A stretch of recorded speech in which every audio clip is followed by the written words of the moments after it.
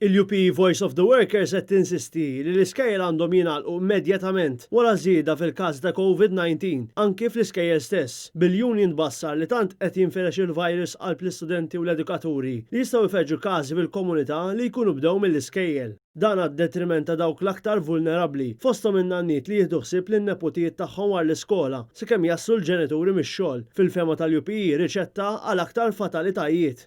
Kien għalhekk li l-Union appellat mill-ġdid lill-Gvern, lill-awtoritajiet ekklesjastiċi kif ukoll l-istudenti tal-iskejjel indipendenti sabiex jirrikorru għat-tagħlim online ħalli waqfu l-firxa tal-virus fl-iskejjel. F'każ li jonqsu milli jagħmlu dan, il-UPE Voice of the Workers ma jkollix triq oħra għajr li tirreġistra tilwima industrijali jibsa fis-sigħat li ġejjin.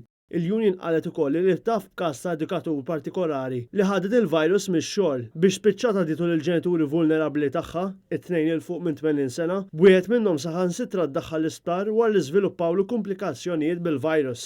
Dan apparti n-numru kbir tal-liema li qegħdin fi kwarantina jew b'sick leave, kif ukoll dawk l-għalliema li huma vulnerabbli u li baqgħu id-dar bħala protezzjoni, sitwazzjonijiet li qed jitfgħu pressjoni u stress akbar fuq l-edukaturi li għadhom qed jgħallmu.